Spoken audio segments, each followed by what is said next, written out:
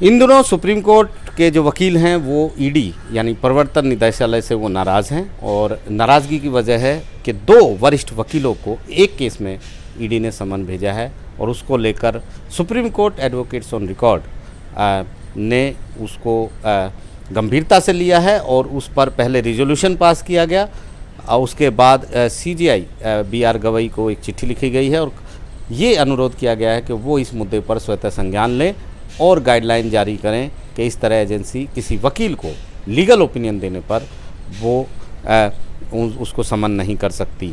हालांकि अब दोनों जो वकील हैं उन दोनों का सम्मन वापस ले लिया है ईडी ने, लेकिन मुद्दा गंभीर है, इसलिए जो सुप्रीम कोर्ट के वकील हैं वो इसे छोड़ना नहीं चाहते।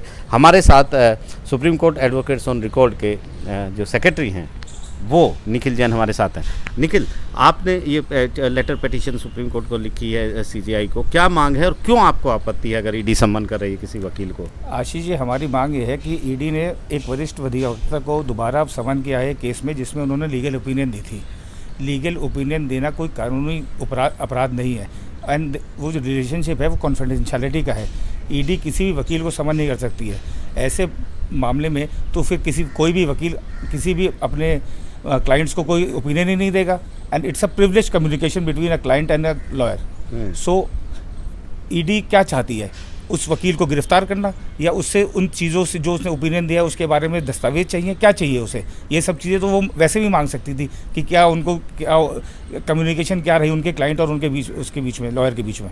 जी, हमारे साथ संजय पाठक भी हैं जो बहुत सालों से यहाँ पर एडवोकेट ऑन रिकॉर्ड भी हैं जो फाइलिंग यहाँ पर करते हैं। सर, एक वकील और एक क्लाइंट का जो रिश्ता होता है उसके बीच में अगर इस तरह ईडी आ जाएगी और फिर कोई और एजेंसी आ जाए, आम लोगों को समझाएंगे कि किस तरीके से एक वकील किसी केस में फंसा आरोपी उसकी पैरवी करता है, चाहे वो मनी लॉन्ड्रिंग का केस हो चाहे वो कोई बड़ा क्रिमिनल केस हो। 2 कानून हैं, एक कानून जिसमें ईडी बनी है, दूसरा एक कानून है जो वकीलों को अपने क्लाइंट के लिए अदालत में अपीयर होने का अधिकार देता है, एडवोकेट्स एक्ट। तो जिस तरह से ईडी को अख्तियार है इन्वेस्टिगेशन करने का पार्लियामेंट के बनाए कानून में, उसी तरह एडवोकेट्स एक्ट जो वकीलों के लिए बना है उसमें प्रावधान है कि अगर वकील और उसके क्लाइंट के बीच में कोई वार्तालाप, कोई गुफ्तगू होती है तो उसको जानने का अधिकार किसी और को नहीं है। ये प्रोफेशनल रिलेशनशिप की बात नहीं कर रहा हूँ। अगर कोई ऐसी बात होती है जिसमें कोई वकील किसी व्यक्ति के साथ मिलके कोई क्राइम करता है वो अलग बात है, लेकिन जैसे ही कोई क्लाइंट किसी वकील के पास आता है तो वकील के पास 3 तरह के दायित्व होते हैं। वकील का दायित्व होता है एक अपने क्लाइंट के लिए, वकील का दूसरा दायित्व होता है कोर्ट के लिए, और वकील का सबसे बड़ा दायित्व होता है कानून को अपहोल्ड करना कि कानून सम्मत काम होना चाहिए। और कानून सम्मत काम चाहे वो ईडी हो करे और या अन्य संस्थान करें। तो जैसे ही किसी व्यक्ति के खिलाफ कोई कार्रवाई होती है, आमतौर पर क्या होता है, क्रिमिनल केसेस की बात हो रही है, क्रिमिनल केसेस में स्टेट प्रोसिक्यूटर होती है, स्टेट इन्वेस्टिगेटर होती है, और उसके खिलाफ एक व्यक्ति जो अपने को पीड़ित महसूस करे या वो ये सोचता हो कि ठीक है गलती है लेकिन हमें कानून के हिसाब से ट्रीट किया जाए, वो अपने वकील के पास आता है।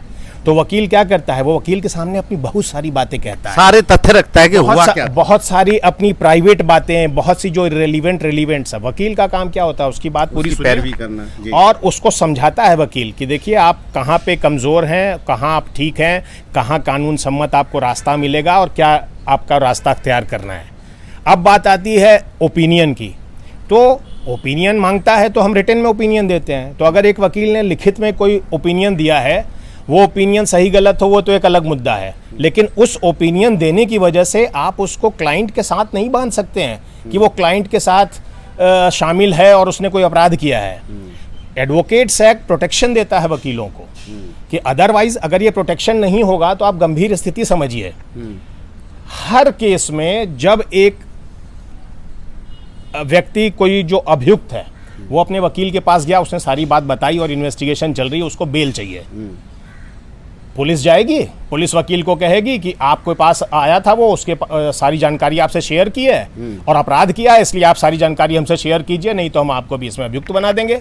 तो वकील बिना डर के न्याय की बात कैसे करेगा? जी जी जी। तो ये एक बहुत ही गंभीर मुद्दा है। फिर हर जगह पर, हर स्टेप पर, और वकील की जिम्मेदारी देखिए बहुत बड़ी होती है। वकील का काम होता है कि बिना डर, बिना भय के वो कानून सम्मत बात कोर्ट के सामने रखे। वकील को जज से भी डरने की जरूरत नहीं है, वकील को प्रोसिक्यूटर एजेंसी से भी डरने की जरूरत नहीं है। तो इसलिए यहाँ पे एक डिफरेंस मैं कर रहा हूँ। वकील जब अपना प्रोफेशनल काम कर रहा है, और वो वकील जब एक सामान्य व्यक्ति की तरह कोई गलत सही करता है, उसके लिए वो दायित्व अलग होगा। लेकिन जब वकील के तौर पे काम कर रहा है तो आप उसको समन नहीं कर सकते, ये सरासर गलत है। जी बिल्कुल गलत है और मुद्दा गंभीर है।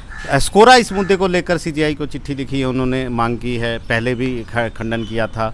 किस तरीके से आगे कदम बढ़ाने की कोशिश स्कोरा की तरफ से रहेगी इस मुद्दे पर? ईडी ने दोनों नोटिस विड्रॉ तो कर लिए हैं, बट तब भी हम आग्रह करेंगे ऑनरेबल सीजीआई से कि इसमें कोई गाइडलाइंस बननी चाहिए कि इस जो कि आगे ईडी इन सब हमारे वकील भाइयों को समन ना कर सके, और एक एहतियात रखे कि कभी भी नोटिस जारी करने से पहले सारी चीज़ों को वो उस पर पुष्टि भी करे। और लेकिन अभी तो ये दो चीज़ें आई हैं, हो सकता है और भी बहुत सारी जगह ये होती हों। आप एक वकील भी हैं, आप फाइलिंग भी करते हैं, तो कहीं ना कहीं आपको लगता है कि थोड़ा सा डर तो ऐसे में डर का माहौल तो पैदा करने की एजेंसी कोशिश करेगी। डर का माहौल तो बना हुआ है आशीष जी। जितने हमारे वकील भाई है सब डरे हुए हैं कि इस तरीके से अगर उन्होंने ओपिनियन दी हुई है लोगों को, तो ईडी उस तरीके से उन्हें समन करती रहेगी, तो फिर वो वकालत कैसे कर पाएंगे? जी। और बड़े बड़े केसेस में हम देखते हैं किस तरीके से बड़े बड़े जो हाई प्रोफाइल केसेस भी होते हैं उनमें भी वकील आरोपियों की तरफ से अपीयर होते हैं। तो ऐसे में ये जो मुद्दा है ये यहीं थमने वाला नहीं है, ये मुद्दा आगे तक जाएगा। और अब देखना ये होगा कि क्या सुप्रीम कोर्ट इस मुद्दे पर सुओ मोटो लेगा या इस पर कोई याचिका पर सुनवाई होगी और आगे क्या होगा। नई दिल्ली से आशीष भार्गव, एनडीटीवी इंडिया।